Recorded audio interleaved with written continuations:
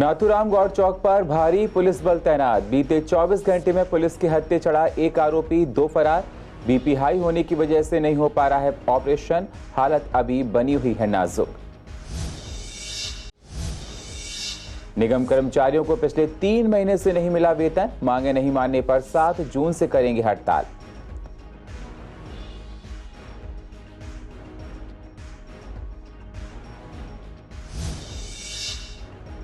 यमुना पार में बाइक चोर गिरोह का पर्दाफाश। क्राइम ब्रांच की गिरफ्त में आए बाइक चुराने वाले 6 आरोपी, 100 से ज्यादा इंजन किए गए बरामद।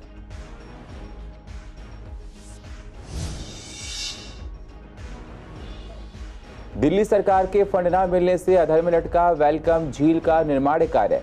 अधिकारी लगे हुए हैं सरकार से फंड को लेकर। फंड मिलते ही पूरा किया जाएगा काम।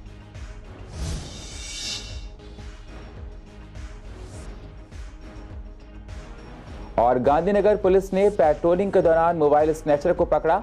स्नैचर से पुलिस ने बाइक और मोबाइल फोन किया बरामद। पहले क्राइम की कई घटनाओं को दे चुके हैं अंजाम।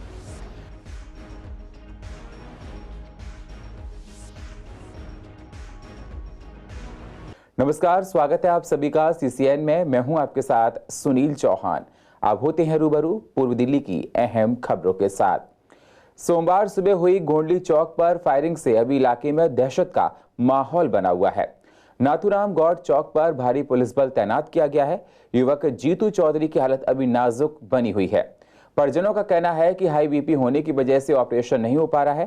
परिजनों से जब हमने बात की तो उनका कहना था कि कंधे से अभी एक गोली नहीं निकाली गई है। ऑपरेशन में हुई देरी की वजह से जीतू चौधरी की हालत नाजुक है। वहीं पुलिस के हाथ पिछले 24 घंटे में केवल एक आरोपी ही हत्थे चढ़ा है। 2 आरोपी अभी भी फरार चल रहे हैं। पुलिस उन दोनों आरोपियों को पकड़ने के लिए हर संभव प्रयास कर रही है। कंडीशन सही नहीं है अभी, बाकी गोलियां भी उनके निकाली नहीं गई अभी शरीर में से। कि डॉक्टर ये बोल रहे हैं जो बीपी है उनका ऊपर नीचे हो रहा है अभी। जब तक बीपी पूरी तरह से सही नहीं होगा, जब तक वो खुद सांस नहीं लेंगे तो उनका होता है ना बीपी, जो खुद लोग अभी तो बीपी दवाइयों से रोका जा रहा है उसका। अभी गोलियाँ तो 4-5 बता रहे हैं उसको। हाँ, बाकी सुनने में आया एक गोली निकाल दिया जो उसके कंधे में लगी हुई थी। अभी वेंटिलेटर पे हैं अभी तो। वजह की तो पता नहीं हमें तो। भाई ये कह रहे रंजिश थी, कोई झगड़ा हुआ होगा आपस में, उसको थोड़ा बहुत ही होता जो होता नहीं, मोटरसाइकिल का हो गया कुछ जैसे भी होता, वो झगड़ा था। बाकी का पूरा हमें पता नहीं अभी। नहीं, डॉक्टर तो सिर्फ ये कह रहे कि थोड़ा सुधार हुआ है, बाकी तो नीचे या ऊपर मिलने तो दे नहीं रहे किसी को। जो कैमरे सीटी कैमरे पर आया देखा गया उसमें 3 बंदे हैं स्कूटी पे। निगम के सफाई कर्मचारी अपनी सैलरी को लेकर काफी परेशान हैं। सफाई कर्मचारियों का कहना है कि पिछले 3 महीने से हम लोगों को सैलरी नहीं मिली है, ना ही 2 साल से डीए मिला है। सैलरी ना मिलने की वजह से हमारे आगे आर्थिक संकट है।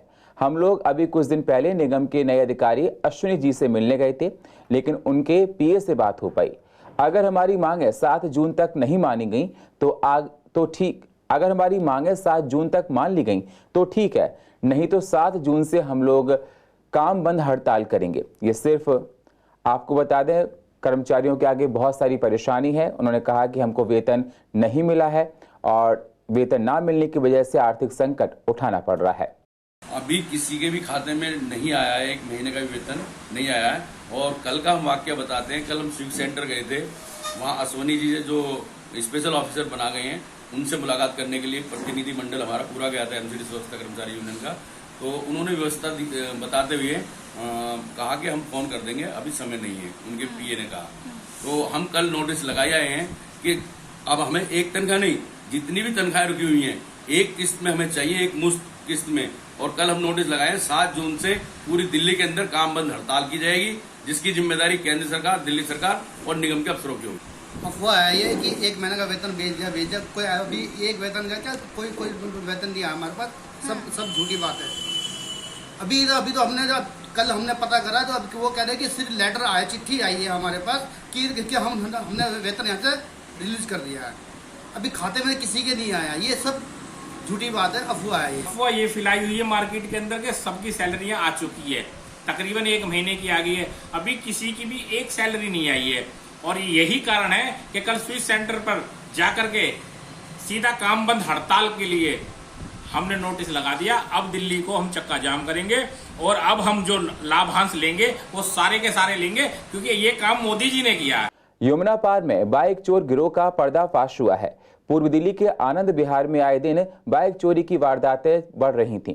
इसी को देखते हुए क्राइम ब्रांच सजग हुई और आरोपियों को पकड़ने के लिए धरपकड़ तेज की। जब मामले की परतें खुलनी शुरू हुई तो गाड़ी चोरी के बहुत बड़े सिंडिकेट का भंडा फूट गया है।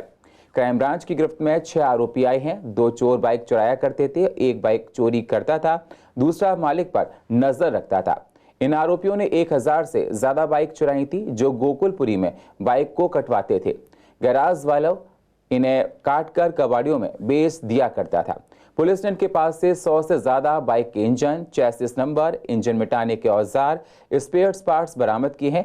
क्राइम ब्रांच ने इनसे 67 मामले सुलझा लिए हैं।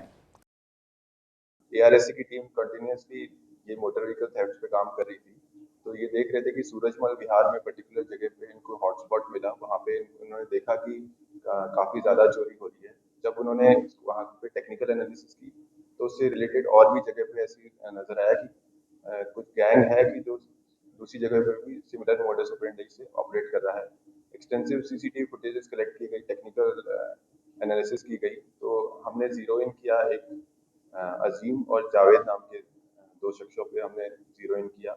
इनको हमने आइडेंटिफाई किया और जब हमने अपनी इंफॉर्मेशन पे रेड करी तो इनको जब हमने इंट्रोगेट किया तो हमें पता चला कि ये लोग काफ़ी ज़्यादा पिछले 4-5 महीनों में काफ़ी ज़्यादा इन्होंने मोटरसाइकिल चोरी की है। हम इसके बाद हमने एनालिसिस में हमने काफ़ी जो रिसीवर्स थे उन पे हमने इनके इंट्रोगेशन में हमने फुरकान नाम के रिसीवर को पकड़ा जो इनकी गोकुलपुरी में शॉप है स्पेयर पार्ट्स की। इनकी जो 7-8 शॉप्स हैं, इनको अंदेशा हो गया था, इन्होंने अपनी तहखाने में छुपा दी थी स्टोलन इंजन को। और जब हमने किया तो फुरकान को इंट्रोगेट किया, हमने इनसे इंजन रिकवर करी, 125 इंजन इनके यहाँ से रिकवर करे। पूर्व दिल्ली की वेलकम झील का निर्माण का काम रुका हुआ है। पूर्व मेयर श्याम सुंदर अग्रवाल का कहना है कि दिल्ली सरकार के फंड न देने की वजह से काम रुका हुआ है। जैसे ही दिल्ली सरकार की तरफ से फंड मिलता है तुरंत काम को शुरू कर दिया जाएगा। पूर्व मेयर ने कहा कि कई बार निगम के अधिकारी के द्वारा फाइल भेजने के बाद और कहने के बाद भी दिल्ली सरकार की तरफ से फंड नहीं दिया गया है। ये झील यमुना पार के लोगों के लिए सौगात है, पर फंड ना मिलने की वजह से काम नहीं हो पा रहा है। वेलकम झील का काम दिल्ली सरकार के फंड ना देने के कारण अभी रुका हुआ है। इसमें 80% काम हो चुका है। जैसे ही फंड आएगा इस काम को पूरा कर लिया जाएगा। दुर्भाग्य की बात है कि हमारे अधिकारियों के माध्यम से लगातार फाइलों का पीछा करने के बाद, दिल्ली सरकार को कहने के बाद अभी तक हमें फंड नहीं मिला है। यह एक बहुत बड़ी योजना है। जब यह पूरी हो जाएगी वेलकम झील का दृश्य देखने वाला होगा। अभी भी वहाँ पर ट्रीटमेंट प्लांट लगाया हुआ है, जब गंदे नाले का पानी को ट्रीट करके साफ करके उस झील में छोड़ा जाता है। वहाँ से पिछले दिनों विदेशी पक्षी वहाँ देखने को मिले। वो आने वाला समय वेलकम झील जमुना पार के लिए बहुत बड़ी सौगात होगा। बस हमारा यही कहना है कि जल्दी फंड आ जाए। हमारे जो अधिकारी वो पीछा करने में लगे हैं और उन्हें उम्मीद है कि जल्दी फंड आएगा। जैसे ही फंड आएगा वैसे ही इस झील का काम पूरा कर लिया जाए। गांधीनगर पुलिस के हाथ अहम कामयाबी लगी है। पुलिस ने पेट्रोलिंग के दौरान सुभाष मार्केट से मोबाइल स्नैचर को पकड़ा है। स्नैचर पुलिस को देखते ही भागने लगा। पुलिस ने पीछा करके उससे मोबाइल फोन, मोटरसाइकिल बरामद कर ली है। इन्हीं मोबाइल फोन से और मोटरसाइकिल से पहले भी क्राइम की घटनाओं को अंजाम दे चुका है। पुलिस आरोपी से आगे की पूछताछ करने में जुटी हुई है। विवेक विहार के योजना विहार में CGHS की काफी पुरानी डिस्पेंसरी है, जिसके चारों तरफ गाड़ियों की अवैध पार्किंग है, साथ ही गंदगी है, जिससे आने जाने वाले लोगों को परेशानियां उठानी पड़ती हैं। अवैध पार्किंग की वजह से ना ठीक से सफाई हो पाती है और ना ही कोई रिक्शा ऑटो डिस्पेंसरी तक पहुंच पाता है। बुजुर्गों को परेशानियां उठानी पड़ती हैं। लोगों ने कई बार इसकी शिकायत संबंधित विभाग को दी, लेकिन समस्या का कोई समाधान नहीं हो पाया है। डिस्पेंसरी योजना विहार C ब्लॉक मार्केट के पास है और मेरा नाम रोशन लाल तनेजा है। मैं तो विवेक विहार रहता हूँ, लेकिन वहाँ से डिस्पेंसरी जो ये जगह है सारी आगे की बहुत गंदगी रहती है और उसकी सफाई होनी चाहिए अच्छी तरह। अंदर भी गंदगी रहती है। हाँ, पार्किंग में तो गाड़ियाँ पार्किंग का यहाँ सिस्टम ही नहीं है, वे तो बाहर ऐसे लगानी पड़ती हैं। अंदर कई बार जगह मिल जाती है तो अंदर गाड़ी लगा देते। पहले मैं गाड़ी से आता रहा हूँ तो अंदर ही लगा देते थे, तो अंदर भी ना मिले जगह तो फिर बाहर लगानी पड़ती, कई बार यहाँ भी नहीं मिलती, बड़ी दूर तक जाके लगानी पड़ती। अब वैसे तो मुझे तो अभी कोई ऐसी परेशानी हुई नहीं, पर हाँ जब भीड़ होती है वो होती है, भाई हमें बाहर खड़ा होना पड़ता कई दफ़े, जैसे कोरोना के टाइम में हो। गंदगी वहाँ पे बहुत ज़्यादा रहती है। हाँ गंदगी तो रहती, पेड़ पौधे हैं तो गंदगी, पर हाँ रोज़ सफाई होनी चाहिए। नहीं तो हमें तो कोई ऐसी परेशानी आई don't feel any problem is there, ठीक ही रहता है यहाँ पर। और पार्किंग का तो ये है कि हमारी साइकिल है मेरी, तो भाई नहीं कभी कभी हाँ यहाँ से कूड़ा उठाने में डिले करते हैं लोग। नहीं पहले कि हमारे पार्किंग रहती है तो ये हम तो सफाई वाले हैं, हमें दिक्कत होती है, ना झाड़ू लगती ना कूड़ा, ट्रैक्टर जड़े रहते हैं, दिक्कत सभी को होती है। हम तो बस इनकी गाड़ी हटवाते हैं, जब कभी गाड़ी हटा दो भाई करवाते हैं सफाई। सामने तो सभी खड़ी करेंगे, पार्किंग तो है नहीं अंदर, तो सभी अपने सामने करते हैं। लेकिन डिस्पेंसरी वाले जो आते हैं मॉर्निंग में, क्योंकि सब तो सुबह ऑफिस चले जाते हैं, ये गाड़ियाँ डिस्पेंसरी वालों की हैं, जो आते हैं बुजुर्ग वो खड़ी कर देते हैं फिर ले जाते हैं। नहीं जाम वाम तो नहीं होता, क्योंकि आधे से ज़्यादा लोग जो बच्चे जिनके आते हैं छोड़ने वही आते हैं लोग, 2-4, बाकी तो रिक्शे में आते हैं और चले जाते हैं। मेन प्रॉब्लम ये है कि जो डिस्पेंसरी वाले होते हैं वो अपना कूड़ा भी बाहर करते हैं इकट्ठा। और मैं कई बार ये अभी जो आपसे बात कर रहे थे, ये यहाँ के इंचार्ज हैं, और बहुत बार मैं इनको डिस्पेंसरी वालों को बोल चुकी हूँ कि अपना कूड़ा अंदर रखिए ताकि यहाँ पर गंदगी ना हो। ये लोग बाहर ही कर देते हैं, सारे पत्ते वत्ते सब बाहर कर देते हैं। हाँ, इसलिए थोड़ी सी सफाई में मुश्किल पड़ती है। अब देखो सारे इन्होंने डिस्पेंसरी के जितनी, आप देखो यहाँ पर इसको कैमरे में, जितनी डिस्पेंसरी की वो थी ना दवाइयों के रैपर, देख लो बाहर फेंक दिया है ना, तो वहाँ उनको फेंकने नहीं चाहिए ना। मंकी पॉक्स का प्रकोप तेजी से बढ़ रहा है। कोरोना वायरस महामारी के संकट के बीच इस खतरनाक बीमारी ने दुनिया भर में चिंता पैदा कर दी है। बताया जा रहा है कि रोग 20 से ज्यादा देशों में फैल गया है। WHO ने कहा ये एक ऐसी बीमारी है जो जानवरों से मनुष्य में फैलती है। इस पर CCN के रिपोर्टर ने 2 वरिष्ठ डॉक्टर से बात की। क्या कहा उन्होंने इस बीमारी को लेकर, जरा आप भी सुनिए। देखिए, मंकी पॉक्स अभी दुनिया के 14 देशों के अंदर इसके केसेस मिले हैं। यूँ तो अगर आप देखें तो हर वर्ष कोई ना कोई ऐसी बीमारी आती है, जैसे कभी बर्ड फ्लू आ जाता है, कभी स्वाइन फ्लू आ जाता है, तो दुनिया में इस तरीके की चीज़ें चलती रहती हैं। हाँ, मंकी पॉक्स जो है, क्योंकि इसका ट्रांसमिशन का काफ़ी खतरा है, जिस प्रकार से ये बीमारी फैल रही है, और इसको लेके सरकार बहुत अलर्ट भी है और सब जगहों पे। तो अभी तक भारत में चूँकि इसका कोई केस नहीं है, लेकिन हाँ जो बीमारियों को लेके जो कमेटियां हैं वो सतर्क हैं इस चीज़ को कि यदि भारत में ऐसा कोई केस आता है तो उसको आइडेंटिफाई किया जा सके और फैलने से रोका जा सके। ज़्यादातर ये मेल्स में पाया जाता है, और अब एक थ्योरी आ रही है कि जो मेल टू मेल कॉन्टैक्ट है, यानी कि जो मेल्स साथ में रहते हैं उस कम्युनिटी को ये ज़्यादा होता है। तो ये एक इन्फेक्शियस डिसीज़ है, स्किन पे होने वाला, जैसे कि चिकन पॉक्स के दाने निकलते थे इस तरह से इसके भी दाने निकलते हैं। कंफर्म करने के लिए इसकी बायोप्सी ली जाती है और इससे कंफर्म किया जाता है। इस वक्त मैक्सिमम केसेस पोर्चुगल में पाए गए हैं, 20 केसेस डिटेक्टेड पॉजिटिव है। इसके अलावा इजराइल में भी है, सिंगापुर में भी पाए गए, यानी कि और कंट्रीज़ में भी ये पाए जा रहे हैं। तो ये केसेस हो सकता है इंडिया में भी कल के दिन में आए। इससे सावधानी मेन ये है कि इन्फेक्शियस डिसीज़ है तो एक दूसरे से टच जो प्रक्रिया है उसको रोकना होगा अगर कभी ये पाया जाता है तो। देखिए, यही है कि ये एक सॉर्ट ऑफ वायरल डिसीज़ है, इसके पहले भी जीनोम सीक्वेंसिंग हो चुकी है, तो ये एक स्किन लीजन टाइप रहेगा, बहुत ज़्यादा घातक नहीं अभी तक सिद्ध हुआ है, क्योंकि अभी केसेस भी हार्डली 30 to 35 आए हैं पूरे दुनिया में। तो इतने केसेस पे हम कोई भी स्टडी को, इवन रिसर्च मटीरियल नहीं बना सकते जब तक हमारे पास सैंपल साइज कम से कम 1000, 2000, 10,000 ऐसे ना हो। दिल्ली के मुख्यमंत्री अरविंद केजरीवाल ने मंगलवार को राष्ट्रीय राजधानी में इलेक्ट्रिक बसों को हरी झंडी दिखाई।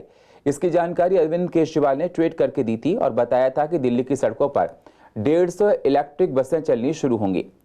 आपको बता दें, आने वाले महीनों में दिल्ली सरकार 150 और इलेक्ट्रिक बसों को अपने बेड़े में शामिल करेगी, और इसके साथ ही दिल्ली ने पिछले सबसे अधिक बसों को एक साथ सड़क पर उतारने के रिकॉर्ड की बराबरी होगी। CCN की रिपोर्टर सोनिया शर्मा ने पूर्वी दिल्ली में देखा कि ई बसें दिखाई दे रही हैं या नहीं। जाकर जगह जगह देखा तो ई बसें पूर्वी दिल्ली में कहीं भी दिखाई नहीं दी कि कहीं भी चल रही हों। कुछ यात्रियों से बात की जो DTC बसों में चलते हैं, तो उन्होंने कहा कि अगर ई बसें यहाँ पर चलेंगी तो बहुत अच्छा होगा। दिल्ली में वैसे भी पॉल्यूशन बहुत ज़्यादा रहता है, ई बसें ज़्यादा चलेंगी तो आराम रहेगा। वैसे भी डीटीसी बसें कम होने की वजह से बहुत सारी परेशानी होती है। ज़्यादा बसें होंगी, ई बसें होंगी तो यात्रियों को सफ़र में आने जाने में आराम से उनका हो पाएगा और परेशानियां नहीं होंगी। एक दो दिखी हैं, अभी तक नहीं दिखी है, अभी जब से आई हैं। कंफर्टेबल है लेकिन चार्जेस लगते हैं, जो नॉर्मल डीटीसी बसेस हैं उनमें चार्जेस नहीं लगते। इन डीटीसी बसेस फ़ायदेमंद है, एसी भी है उनमें और without any charge I reach my destination. ये आई है इलेक्ट्रिक बस, यही वाली तो है और तो मैंने कोई देखी नहीं। आज are you talking about blue bus? Blue bus में भी चार्ज नहीं लगता, even that is very comfortable. Environment के लिए अच्छी है वो? हाँ, बहुत अच्छी है। इसके लिए अच्छी है ना, आई सिट इन बस, मेरे को कंफर्टेबल रहता है, एसी है उसमें और ज़्यादा भीड़ भाड़ भी नहीं होती है। बहुत कम रूट्स पे चलती है तो ज़्यादा भीड़ भाड़ नहीं होती उसमें। ये सभी के लिए बेनिफिशियल है क्योंकि इससे एनवायरनमेंट को भी फ़ायदा होगा और आम पब्लिक को भी फ़ायदा होगा। पहले तो हेल्थ के जो इतने इशू बढ़ रहे हैं वो केस कम हो जाएंगे, पोल्यूशन से ही काफ़ी हेल्थ इशू हो जाते हैं। इलेक्ट्रॉनिक बसों से नहीं होता और ये जो गवर्नमेंट जो बसें हैं ये इनसे ज़्यादा होता है। इनसे मतलब लोगों को सांस लेने में भी प्रॉब्लम होती है, इससे पॉल्यूशन भी होता है और फिर मतलब लोगों को ऑक्सीजन लेने में प्रॉब्लम होती है इन चीज़ों से। दिल्ली के बड़े अस्पतालों में शुमार गुरु तेग बहादुर अस्पताल ने आग की बढ़ती घटनाओं को देखते हुए पहल की है और ये सतर्क हो गया है। अस्पताल को 3 हॉस्टल के लिए दमकल विभाग से एनओसी मिल गया है।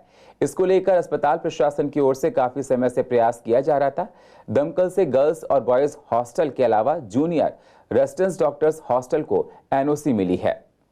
जीटीबी हॉस्पिटल एक बहुत बड़ा हॉस्पिटल है, इसमें बहुत सारे ब्लॉक्स हैं जैसे कि आप सब लोगों को पता है। एक यहाँ पर हमारा ओल्ड ब्लॉक है, फिर हमारे साथ में कॉलेज का ब्लॉक्स है, लाइब्रेरी ब्लॉक्स है, नर्सिंग कॉलेज है, एमसीएच ब्लॉक है, डैम ब्लॉक है और एडिशनली हमारे पास हॉस्टल्स हैं। तो जीटीबी हॉस्पिटल में समहाउ बहुत सालों से किसी ने एनओसी फायर पे कुछ अनदेखी की वजह से मैं बोलूँगा कि वो एनओसी फायर का नहीं था और रिसेंटली इस पे एडमिनिस्ट्रेशन ने काफ़ी फोकस किया। तो हम लोग आज की डेट में फायर सेफ नॉर्म्स में हमारी काफ़ी सारी बिल्डिंगें, लगभग सारी ही बिल्डिंगें फायर सेफ हो गई हैं और हमारे पास सबके लिए एनओसी है सिवाय कि हमारी ओल्ड बिल्डिंग। यदि मैं बिल्डिंग्स के नाम आपको बताऊं तो हमारा कॉलेज का बहुत बड़ा ब्लॉक है, वो भी फायर सेफ है। नर्सिंग कॉलेज है एक हमारा, ये वो बिल्डिंग भी पूरी सेफ है। एमसीएच ब्लॉक है जिसमें 650 के करीब बेड्स हैं, पूरा ब्लॉक फायर सेफ हमारे रजीम में, मतलब इस एडमिनिस्ट्रेशन ने पिछले 4-5 महीने काम करके उसको भी फायर सेफ किया है। डैम ब्लॉक है वो भी फायर सेफ होगा और एडिशनली अभी हमने अपने हॉस्टल्स पे भी फोकस किया और आज हमारे हॉस्टल्स जो है जूनियर रेजिडेंट, सीनियर रेजिडेंट और नर्सिंग वो सब फायर सेफ हो गए हैं। और पूर्व दिल्ली की अधिक जानकारी के लिए आप YouTube पर जाकर CCN लाइव को सब्सक्राइब करें और फ्रेश अपडेट लेते रहें। और फिलहाल पूर्व दिल्ली खास में इतना ही। बाकी खबरों के लिए आप बने रहिए CCN के साथ। तब तक के लिए नमस्कार।